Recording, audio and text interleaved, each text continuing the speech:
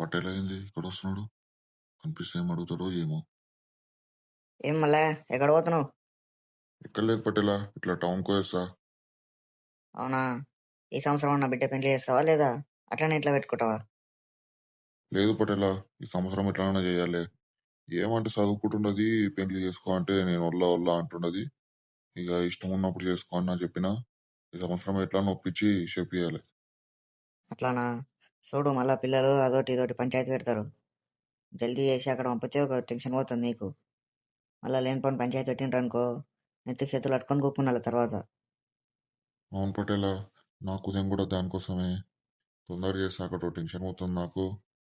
చేసుకో అంటేనేమో ఆగు ఇంకొన్ని రోజులు అని ఆపుతున్నది దాన్ని. చదువుకుంటా అని. ఇంకా ఈ 2-3 రోజులు ఎట్లా ఒప్పించి ఏదైనా సంబంధం ఉంటే చూసి మాట్లాడాలి. నాకు తెలిసిన వాళ్ళు ఒక సంబంధం ఉండదు, పిల్లాడు మంచిగా జాబే చేస్తాడు. చెప్పు, ఎట్లా అడగమంటావా ఏంది? అట్లానా పటేలా, చూస్తా, ఒకసారి అడుగుతా మా పిల్లకు కూడా. అడిగి చెప్తా పటేలా, ఇంటికాడికి వస్తాను నేను. సరే మరి, ఏదో ఒకటి చెప్పు మాట్లాడడానికే. అట్లానే పటేలా. అరే జానకి, ఈ చీర భలే మంచిగా ఉంది కదా, మంచిగా కట్టుకున్నావు, నీకు మస్తు ఒప్పింది. అవునా అత్తయ్యారు, పెళ్లికి ముందు తీసుకున్నా, అట్లనే ఉంది. ఫస్ట్ టైం ఈ రోజే కట్టుకున్నా. అట్లానా, మంచిగా ఉంది చీర అయితే. అవి ఇంతకు ఏం కూర చేస్తున్నావు ఈరోజు? అవునా అత్తయ్యారు, నేను అదే అడగడానికి వచ్చిన. ఏం కూర చేయాలి ఈరోజు? కొంచెం కందిపప్పు తీసుకొని పచ్చికాయలు టమాటాలు కోసి ఉడకబెట్టి బాగా నీళ్ళు పోసి ఒక 5-6 మందికి అయ్యేటట్టు పప్పు చేయమ్మా, మంచిగా పోసి చదివేసి. అవునా అత్తయ్యారు, అలాగే. ఓడెక్కడ పోయినావా, కనిపిస్తలేడు పొద్దుగాలకేంచి. ఆయనకంటే బయట పెద్ద పెద్దవాళ్ళు కనబడతారు, ఎంత పని చేస్తాడు, ఇంట్లో మాట్లాడంటాడు.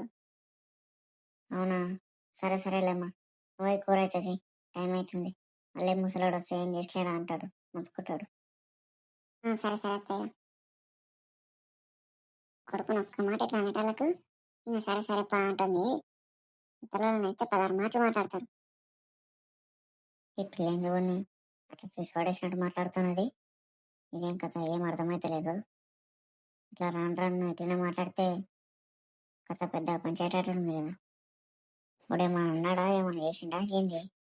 జబ్బైరం ఎట్లా చెప్పు అప్పుడే ఇట్లకి కూడా చిత్తరత అడుగుదాం ఏమైంది ఏం కథ అని. ఇంట్లో చూస్తున్నాం ఏం సామానే ఉండదు కానీ అది కావాలి ఇది కావాలని పెద్ద పెద్ద కోరికలు కొడతారు. మా ఇంట్లో తిండి దీన్ని చూస్తే మాత్రం నెత్తికి చేతులు పెట్టుకుంటారు. మా ఇంట్లో ఖర్చు చేసే పైసలు చూస్తే మాత్రం ఇక్కడ కొన్ని పైసలు ఖర్చు పెడితేనే కింద మీద అవుతారు వీళ్ళందరూ. మా ఇంట్లో ఖర్చు పెట్టండి పెడితేనే మాత్రం ఎట్టి కాగమవుతారో ఏమో.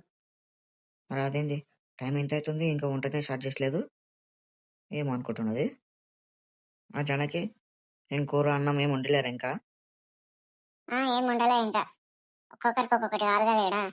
అదే అందరికి ఏమేమి కావాలని అడిగి వండుదామని ఆగిన ఇంతసేపు. అదేంది, ఒక్కరికొకటి ఏం చెప్తున్నారు? అందరు ఏం చేస్తే కదా తినేది. అట్లుంటే మంచిగానే ఉండే. చేసిన తర్వాత నాకు అది కావాలి ఇది కావాలని అడుగుతారు. ఇట్లయింది అట్లయిందని మళ్ళీ అదొకటి మాట మాట్లాడతారు. సరే మరి ఇప్పుడు ఏం చేస్తున్నావు? మీ అమ్మ నీళ్ళ పప్పు చేయమన్నది, అదే చేస్తాను ఇంకా. నీళ్ళ పప్పు? అదేంది? ఒకరిద్దరికాయ పప్పుని నీళ్ళు పోసి 5-6 మందికి చేయడు, అదే నీళ్ళ పప్పు అంటారు. మా అమ్మ చెప్పుడు సరే ఉంది, నువ్వు చేతుడు సరే ఉంది, ఏం అర్థమైతేనే లేదు. ఏం తిండి తినాలనో ఏమో. ఇంట్లో సంపాదించేటోళ్ళు ఉంటే ఏదైనా చేయొచ్చు, గాలికి తిరిగేటోళ్ళు ఎక్కువైనరు, మరేం చేయాలి. జానకి, నిన్నటికేం చూస్తున్నా నీ మాటలు జర ఎక్కువైనాయి. ఏమనుకుంటున్నావో ఏమో. నేనేమనుకుందో, నేనేమనుకుంటానే లేను, మీరే అనుకుంటుంటారు అన్ని అవైనా ఇవైనా అని. మీరు చేసే కథలు బయట ఎవరు తెలియదు అనుకుంటున్నారో ఏమో. ఎవరేం చేస్తున్నారు బయట కథలు?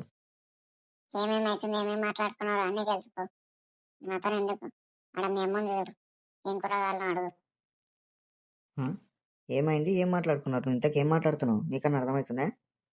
నాకు అన్ని అర్థమవుతున్నా కానీ నువ్వు. అరే, ఇంత ధైర్యం ఎక్కడికి వచ్చింది? ఖచ్చితంగా నేను గీత మాట్లాడుకునేది విన్నదో ఏమో, అందుకే ఎంతో ధైర్యంగా మాట్లాడుతున్నా తోటి. ఏదో ఒకటి చేయలేదు దీనికి, ఇట్లుంటే కాదు.